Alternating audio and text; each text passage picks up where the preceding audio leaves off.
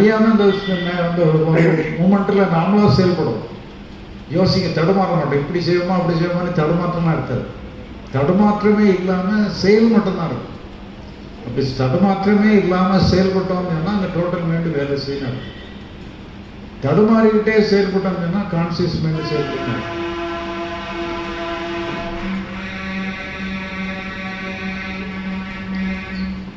அதனால என்ன சொன்னால், இப்படி ஒரு 2 விதமான மைண்டு நம்மகிட்ட இருக்கு. இப்போ நமக்கு பாதுகாப்பாக டோட்டல் மைண்டுங்கிற ஒன்று நம்முடைய பேக்ரவுண்ட்லேயே இருக்குங்கிற ஒரு எண்ணம் இருந்ததுன்னு சொன்னால், நம்ம செய்கிற வேலையை நம்ம தடுமாற்றம் இல்லாமல் செய்யணும். நம்ம எந்த செயல் செஞ்சாலும் கான்சியஸ் மைண்டுடைய உதவியோடு தான் செய்யணும். ஏன்னா அந்த கான்சியஸ் மைண்டுங்கிறது டோட்டல் மைண்டிலோட பார்ட்டு தான். அந்த கான்சியஸ் மைண்ட் மட்டும் தனி ராஜ்யம் நடத்தினா தான் பிரச்சனை. அது டோட்டல் மைண்டினுடைய பகுதியாக இருந்து செயல்படும் பொழுது அது 100% பவர் ஆகிடுது. இந்த கான்சியஸ் மைண்ட் மட்டும் தனியாக இருந்ததுன்னா வெறும் 25% பவர் தான் இருக்குது. ஏன்னா மனம், புத்தி, சித்த, மனங்காலத்தில் மனம்ங்கிற ஒரு 4ல் ஒரு பகுதி தான் இந்த கான்சியஸ் மைண்ட் இருக்குது. இப்படி 2 மைண்டு நம்மகிட்ட இருக்குது. இந்த டோட்டல் மைண்டை ரிலை பண்ணி கான்சியஸ் மைண்டு செயல்பட்டால் எல்லா செயலும் சக்ஸஸாக இருக்கும்ங்கிறது தான். அப்படி ஒரு இதை நம்ம டே டு டே லைஃப்பில் நம்ம கண்டுபிடிச்சிட்டா போகும். கண்டுபிடிச்சிட்டு வந்தோம்னா எல்லா செயலுமே நம்மளுக்கு ஒரு ப்ரொடெக்டடாக இருக்கும். செய்கிற செயல் எல்லாம் ஒரு தாராளமாக செயல்பட முடியும், தடுமாற்றம் இல்லாமல் செயல்பட முடியும். இப்போ உதாரணமாக நம்ம ஒரு படிக்கட்டில் இறங்குறோம்.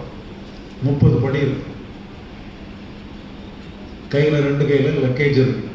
நீங்கள் அந்த ஹேண்ட் ரைவில் கூட பிடிக்க முடியாது. நீங்கள் 2 கையிலையும் இப்போ லக்கேஜ் வச்சுட்டு நீங்கள் 30 படி கீழே இறங்கணும். நீங்கள் அடைய வேண்டிய இடம் 30வது படி. நீங்கள் இறங்குற இடம் இப்போ 2வது 3வது படியில் இறங்குறீங்க. இப்போ உங்கள் கவனம் எங்கே இருக்கணும்? நீங்கள் இறங்குற இடத்துல தான் இருக்கணும். நீங்கள் அடைய வேண்டிய இடம் 30வது படி. 30வது படி தான் அடைய போகிறோம். அதையே பார்த்துட்டு இறங்குவோம்னா நீங்கள் இறங்குற இடத்துல இடைக்கா. அப்போ அந்த 30வது படி கொஞ்சம் அதுக்கு ஒரு இம்பார்ட்டன்ஸ் கொஞ்சம் குறைச்சா தான் நம்ம இறங்குற படிக்கு இம்பார்ட்டன்ஸ் அதிகமாகும். நம்ம அடைய வேண்டிய இடம் 30வது படி தான், ஆனால் இறங்குற இடம் தான் முக்கியமானது.